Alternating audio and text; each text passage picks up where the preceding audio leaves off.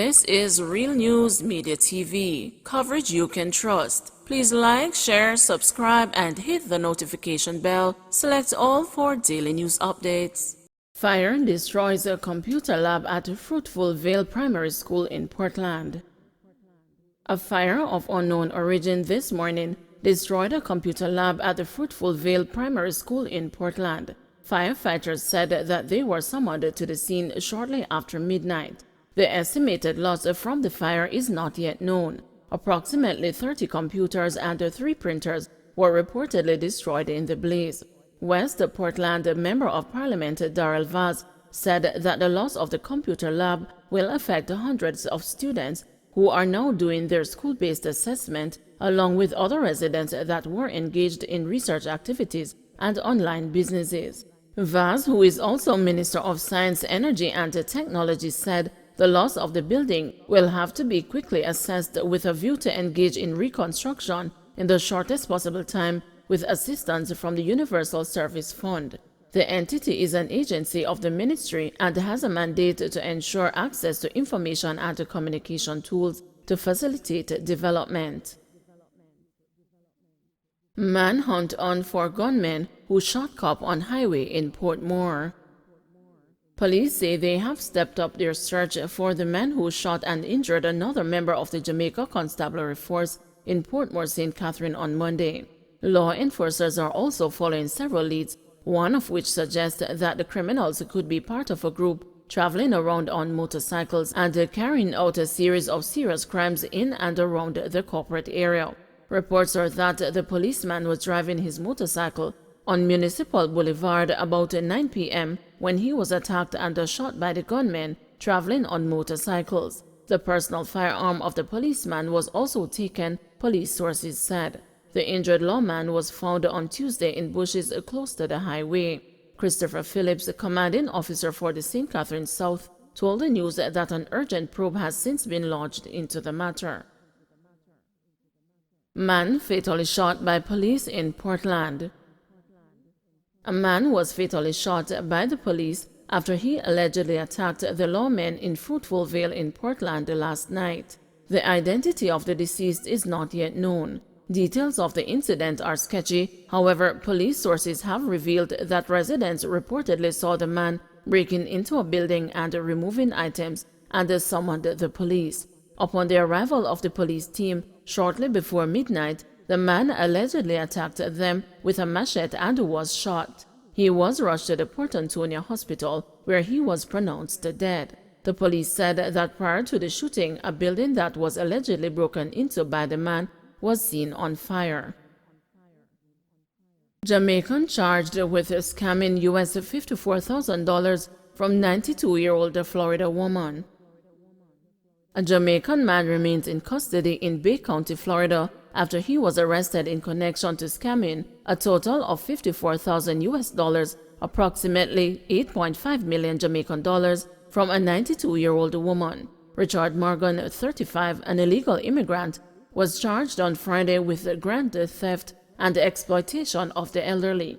Investigators know Morgan is in Bay County illegally from Jamaica and using the proceeds of this criminal enterprise to fund his stay in the United States, stated a Facebook post from the Bay County Sheriff's Office. It further stated that its Financial Crimes Unit was first alerted of suspicious activities involving Morgan on February 3. At that time, Morgan opened an account at a bank and attempted to deposit a $24,000 check written by someone else to his new account. Morgan gave vague excuses to the teller when he was asked further details about the check. He later fled when law enforcement officers arrived at the bank to question him. Law enforcers subsequently contacted the owner of the check, who interestingly was a 92-year-old woman. She admitted that she had no memory of writing the check. During further inquiries, family members of the senior citizen told investigators that she had been contacted by an unknown man later identified as Morgan.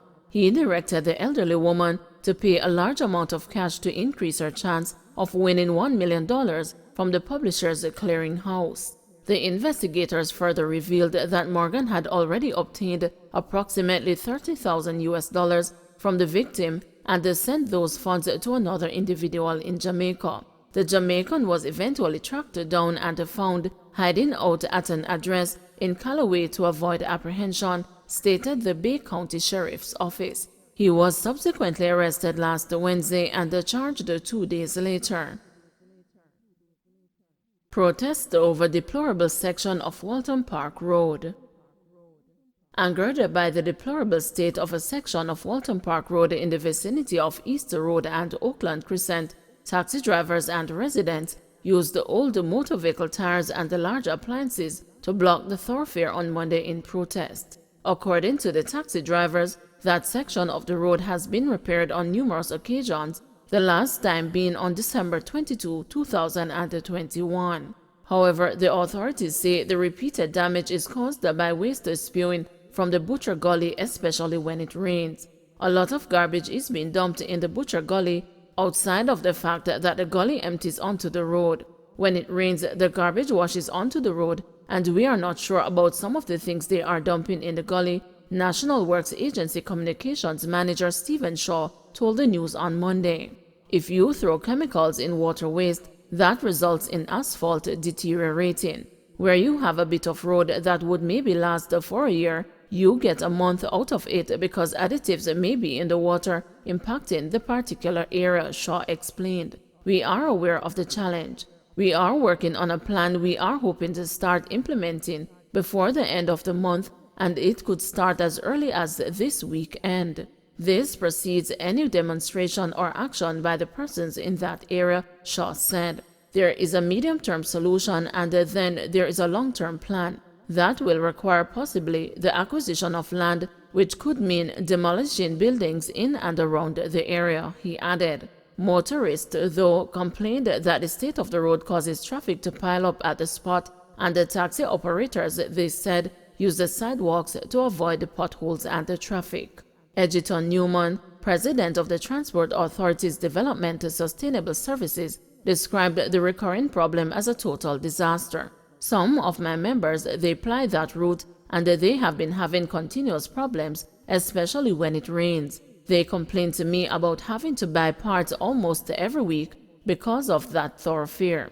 I empathize with them and we are calling on the government to do something about that piece of road where the water runs straight across the road, he said. The road conditions across Jamaica are atrocious. This is why some of the taxi drivers hike their fares to buy back parts. They have to sometimes be illegal and increase fares in even some rural areas. Another big concern too is that the fuel price is gone high, Newman added. On December 22 last year, while workmen repaired the road, one woman who lives and vents in the area suggested that the affected area be lifted. No drainage enough to lead on the road. All fridge and stove wash on the road. We only left to see man come out of the gully now.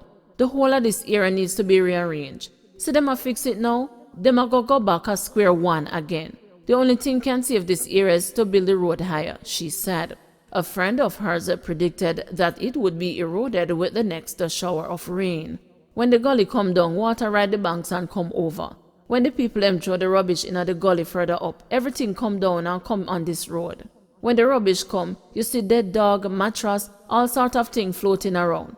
Them clean the gully very often, but as them clean it and rain come, everything come right back down. Them need to do something about it because of years now the people them pan this here road a suffer, she said. Illegal electrical connections a threat to firefighters in Westmoreland.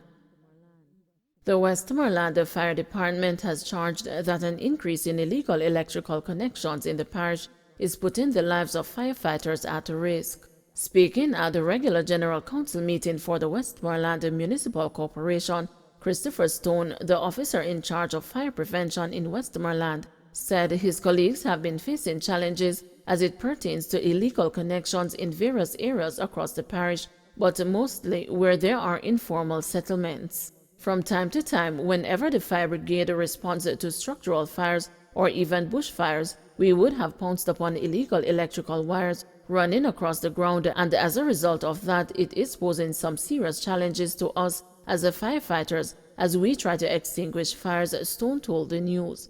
He said when firefighters attempt to extinguish fires with water, they run the risk of getting electrocuted. Water is the main source of material that the fire brigade uses, so if a firefighter wants to use water to put out a fire, he or she would be putting their life at risk if the water comes in contact with that wire, explained Stone. He underscored that this issue is not new to the fire brigade, but it has been increasing over the past couple of months, with firefighters seeing at least one case each month. Stone added that this issue has also been slowing down the response time of firefighters when they get to the scene of a blaze. Instead of dismounting a unit and attacking a fire quickly, if the crew notices that illegal electrical connections, then they would have to work on isolating the wires to make the scene a bit safer in order to complete that firefighting operation. This would take a bit longer, noted Stone. Don't forget to like, share, subscribe, and hit the notification bell. Select all for daily news updates.